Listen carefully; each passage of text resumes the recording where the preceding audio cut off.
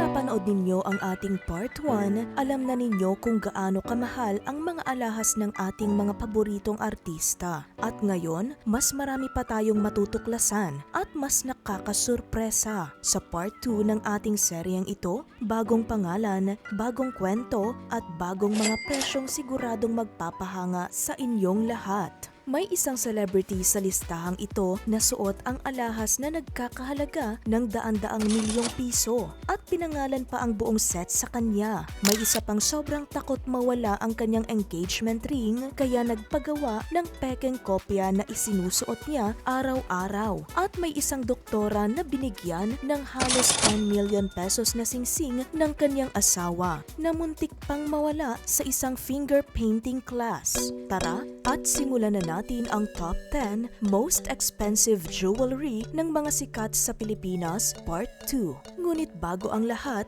kung bago ka pa lang dito, huwag kalimutang i-click ang like and subscribe button at i-on na rin ang bell icon para updated ka sa mga bagong videos na punong-puno ng kaalaman. Salamat agad at welcome ka dito, new subscriber, at maging sa ating growing PH Headlines community. Maraming salamat po. 10. Regine Velasquez. Kilala ang Asia's songbird sa kanyang walang kapantay na boses. Pero may isa pang bagay na espesyal tungkol kay Regine. Sa loob ng mahigit 2 dekada ng pagsasama nila ng mister na si Ogie Alcacid, puro hugis puso ang mga alahas na ibinibigay niya sa kanya. Hindi basta-basta na regalo. Sa bawat anibersaryo, kaarawan at Valentine's Day, tsak na may bagong heart-shape na piraso si Ogie na naghihintay para kay Regine. Sa isang interview, sabi mismo ni Regine, puro heart na. Pwede na akong gumawa ng necklace. Puro heart. Kabilang sa kanyang koleksyon ang isang heart-shaped silver locket mula sa Tiffany & Co. Isa sa mga pinakaprestihiyosong jewelry brand sa buong mundo na regalo ni Ogie para sa isang espesyal na okasyon. Para sa ating number 10, hindi ito tungkol sa pinakamataas na presyo, kundi sa isang pag-ibig na pinatunayan sa bawat piraso. At habang bumababa tayo sa listahan, patuloy na tumataas ang mga halaga. 9. Angel Locsin.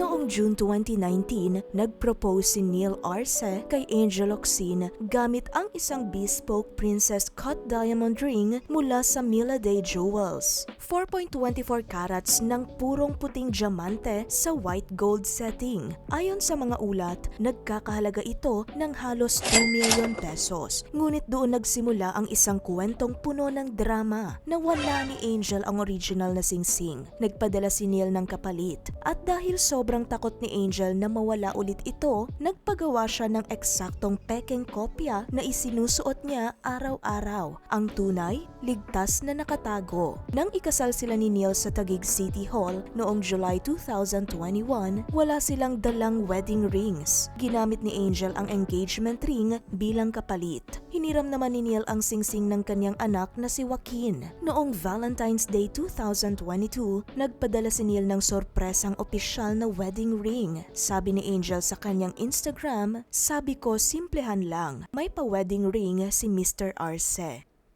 8. Catherine Bernardo. Sa tuwing rumarampa si Catherine Bernardo sa ABS-CBN Ball red carpet, ang alahas ang palaging napapansin. Sa Ball 2019, suot niya ang Eagle Wings inspired earrings mula sa Tessera Jewelry Philippines. Kabuuang 12 carats ng diamante. Ayon sa pet.ph, 7 digit ang tinatayang presyo ng pares. Sa Ball 2025, bumalik muli si Catherine, ngayon ay sa Tessera at sa May Diamond Jewelry na suot ang isang 7 carat square radiant ring at isang oval half eternity ring. Dalawang magkaibang ball, dalawang magkaibang look, isang malinaw na mensahe. Hindi basta-basta ang kanyang pagpili ng alahas. Simple ang disenyo, ngunit bawat karat ay nagsasalita para sa sarili nito. 7. Jolina Magdangal. Sa ABS-CBN Ball 2018, naging sentro ng atensyon ang alahas ni Jolina Magdangal, isang diamond necklace at earrings na gawa ng Filipino gemologist at jeweler na si JJ Jiao. Ang necklace, isang 18-karat white gold na choker na may kabuuang 23.55 carats ng mga brilyante. Ang sentro ay isang pendant na may 6.02 carats na oval cut certified fancy yellow diamond na napapalibutan ng halo ng mga bato. Para sa mga hikaw, 5 carats na colorless round brilliant cut diamonds sa 18-karat white gold. Sabi mismo ni JJ Jiao sa pep.ph, 7 digit ang halaga ng necklace, katumbas ng isang high-end condominium unit sa Maynila. Nang lumabas ang mga ulat kinabukasan, agad na pinangalanan si Jolina bilang may pinakamahal na alahas ng gabi. Sa ilang sandali,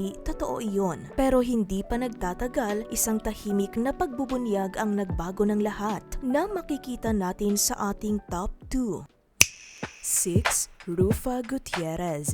Ang anak ni Annabel Rama na si Rufa Gutierrez ay nagsimulang mag-invest sa mga alahas ng maaga pa lang. Sa edad na 17, ang kanyang unang investment ay isang platinum Rolex watch. Naiintindihan na niya noon pa lamang na ang mga alahas ay hindi lang accessories. Mga asset ang mga ito. Sa lahat ng alahas na dumaan sa buhay ni Rufa, marahil ang pinaka-memorable ay ang tinukoy niya sa isang interview sa Philippine Star noong 2025. Sabi niya, "The father of my daughters gave me an engagement ring, but I left it in Istanbul when we returned to Manila." Ang singsing na iyon, isang 13-karat na diamond engagement ring na ibinigay ng kanyang dating asawa at Turkish businessman na si Yilmaz Bektas. Sa ABS-CBN Ball 2018 naman, suot niya ang isang Love Rocks jewelry set, 18-karat white gold na may high-grade diamonds na ayon sa ulat ay nagkakahalaga ng higit sa 1,000,000. Para kay Rufa, ang bawat piraso ay isang kwento ng buhay at investment. 5. Anne Curtis. Simula pa ng bata siya, may isang brand na lagi sa isip ni Anne Curtis, Tiffany & Co. Na-inspire siya sa kanyang idol na si Audrey Hepburn, ang iconic Hollywood actress na kilala sa pelikulang Breakfast at Tiffany's. When I was young, the return to Tiffany bracelet and necklace were my ultimates, sabi niya sa kanyang social media. Isang pangarap na nagsimula sa isang pelikula at naging makatotohanan habang lumalago ang kanyang karera. Sa ABS-CBN Ball 2025, naging totoo ang lahat ng iyon. Sa pinakamataas na antas, suot niya ang 2 Tiffany bracelets mula sa Victoria Collection. Ang Victoria Diamond Vine Bracelet sa platinum na nagkakahalaga ng halos 3.7 million pesos at ang Victoria Cluster Tennis Bracelet na halos 3.5 million pesos. Lahat ng ito ay ayon sa official website ng Tiffany at sa ulat ng pep.ph. Kabuuan sa isang gabi, mahigit 7 million pesos. Hindi pa iyon ang lahat.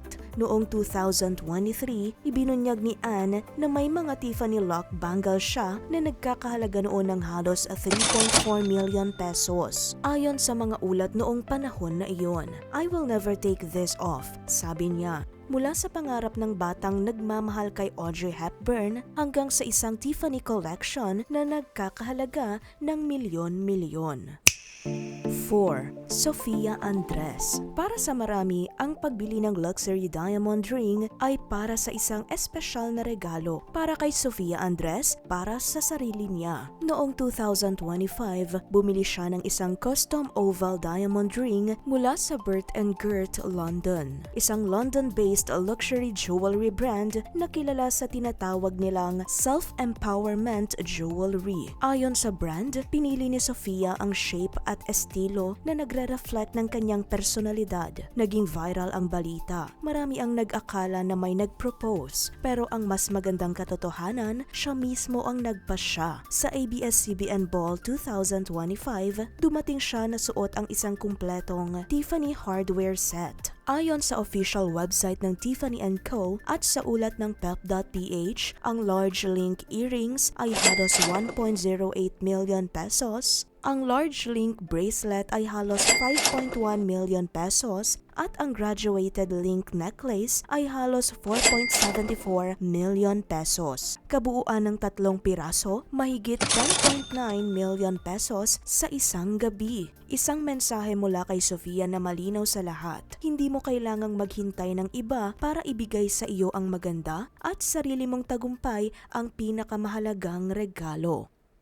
3. Vicky Bello. Kilala si Dr. Vicky Bello bilang isa sa mga pinakamatagumpay na beauty doctor sa Asia. Ngunit noong mag-propose sa kanya si Hayden Ko Jr., pumunta siya sa Graf Diamonds, isang London-based brand na kilala sa pinaka-eksklusibong natural diamond pieces sa mundo. Ang singsing na napili niya para kay Vicky, ayon sa ulat ng Preview.ph noong January 2024, nagkakahalaga ito ng halos 10 million pesos.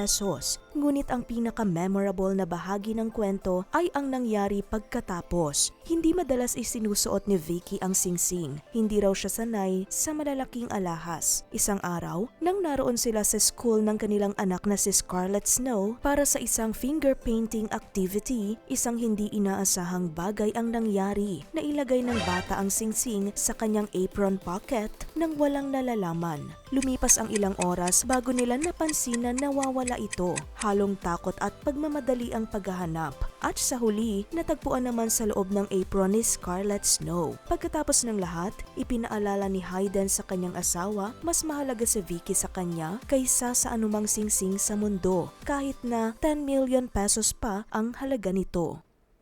2. Judy Ann Santos. Hindi mo aakalaing malapit sa tuktok ng listahang ito ang mahusay na aktres na si Juday. Ngunit sa ABS-CBN Ball 2018, nagbigay si Judy Ann ng pinakamahal na quiet statement sa kasaysayan ng okasyong iyon. Suot niya ang isang koleksyon mula sa Tessera Jewelry Philippines. Una ang singsing, isang 35 karat Asher cut diamond, 60 million pesos ang halaga ayon sa pep.ph at sa The Filipino Times. Pangalawa, ang mga hikaw, kabuuang 32 carats ng emerald cut at round studs, 32 million pesos. At isang 20 karat diamond tennis bracelet para kumpletuhin ang buong look. Ang kabuuan, 94 million pesos na halaga ng alahas. Lahat kumpirmado ng Tessera Jewelry Philippines sa kanilang sariling Instagram post. Ang nakakatuwa, kinabukasan, ang unang iniulat ng media bilang pinakamahal na alahas ng gabi ay si Jolina, ang nakita natin sa top 7. Tahimik lang si Juday, naglakad ng may dignidad, nakasuot ng halos 100 milyong pisong alahas nang walang fanfare. Iyon ang estilo ni Judy Ann Santos at hindi pa ito ang pinakamalaki sa ating listahan. 1. Andrea Brillantes. Walang ibang entry sa buong kasaysayan ng ABS-CBN Ball ang makakapantay sa halaga ng alahas na suot ng artistang ito sa isang gabi. Sa ABS-CBN Ball 2023 sa Makati, Shangri-La, dumating si Andrea Brillantes, ang kapamilya actress na kilala rin sa palayaw na Blythe, nang nag-iisa sa red carpet. Walang partner, mag-isa. At sa gabing iyon, talagang nag-iisa siya sa lahat ng dahilan. Hindi lang sa presensya, kundi sa halaga ng suot niya. Suot ang isang custom natural ruby jewelry set mula sa Luna by Drake Dustin na pinangalanang The Blythe Ruby bilang pagkilala sa kanya mismo. Ang mga detalye, ang necklace ay may 57 karat natural ruby sa gitna, napapalibutan ng 51 carats ng mixed cut diamonds. Ang mga hikaw ay may 12 karat rubies, 8 karat solitaire emerald cut diamonds at 5 karat princess cut diamonds bawat piraso. Ang singsing ay isang Moy Etwa design na may 14 karat ruby at 3 karat diamond. Ang kabuuang halaga, 320 million pesos, 320 milyong piso o 5.6 million US dollars. Kumpirmado ng pep.ph, preview.ph at ng Luna mismo. Kinikilala ito ng pep.ph bilang the most expensive jewelry ever seen on the red carpet at the ABS-CBN Ball. Kasabay nito, ang kanyang Michael Leva gown ay gawa sa mahigit 50,000 Swarovski crystals crystals na kinakailangan ng 15 mananahi at 280 hours para matapos. Dumating siya ng mag-isa, lumabas bilang isa sa mga pinaka-memorable na artista ng gabi at ang The Blythe Ruby, ang koleksyon na iyon ng 320 milyong pisong mga bato ay ang kanyang mensahe sa mundo na hindi lang siya isang aktres kundi isang bituin. At yan ang ating PH Top List para sa Part 2 ng ating most expensive jewelry ng mga sikat na artista. Mula sa simpleng koleksyon ng pag-ibig ni Regine at Augie hanggang sa 320 million pesos na ruby set na nagpakilala muli kay Andrea Brillantes, natuklasan natin ngayon ang mga alahas na hindi lang maganda sa mata kundi puno rin ng kwento. Pero disclaimer lang, lahat ng nabanggit na presyo ay base sa available na impormasyon sa oras ng paggawa ng video at maaaring magbago. Para sa pinaka-updated na impormasyon, bisitahin ang official website ng bawat brand. At ngayon, tanong namin sa inyo, sino sa listahang ito ang pinakahumanga sa inyo? Si Andrea ba na suot ang 320 million pesos na alahas sa isang gabi? O si Judy Ann na tahimik na naglakad ng may 94 million pesos sa katawan niya? O baka si Angel Locsin na nagpagawa ng pekeng kopya ng kanyang singsing para hindi ito mawala uli? Comment down below at sabihin sa amin kung sino ang pinaka nasorpresa ka sa listahang ito.